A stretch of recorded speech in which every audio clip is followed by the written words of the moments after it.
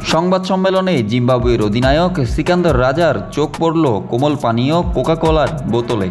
সংবাদ মাধ্যমের বুমের পাশে থাকা দুইটি কোকের বোতল নিজ হাতে সরিয়ে রাখলেন অনেকটা নীরবে।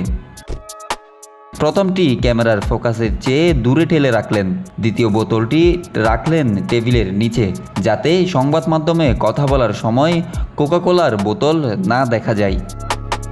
তবে কেন এমনটা করেছেন এই অলরাউন্ডার, সে ব্যাপারে অবশ্য কিছু বলেননি রাজা। তবে স্বাভাবিকভাবেই ধারণা করা যায় এটি একটি নীরব প্রতিবাদ। তবে কি ফিলিস্তিনের গাজায় বর্বরোচিত আগ্রাসনের নীরব প্রতিবাদ করলেন জিম্বাবুয়ের অধিনায়ক? কোকা-কোলা বাংলাদেশ দলের অফিসিয়াল স্পন্সর, তাই সংবাদ সম্মেলনে কোকের বোতল থাকা স্বাভাবিক ব্যাপার। তবে এমন কাণ্ড রাজাই প্রথম করেছেন তেমন নয়। এর আগে পর্তুগিজ তারকা ক্রিশ্চিয়ানো রোনালদো, ইতালির মিডফিল্ডার ম্যানুয়েল লোকাতেল্লি কোকা-কোলার বোতল সরিয়ে রেখেছিলেন। অস্ট্রেলিয়ান ব্যাটার ডেভিড ওয়ার্নারও চেয়েছিলেন কোকের বোতল সরিয়ে রাখতে। Desk report, news now sports.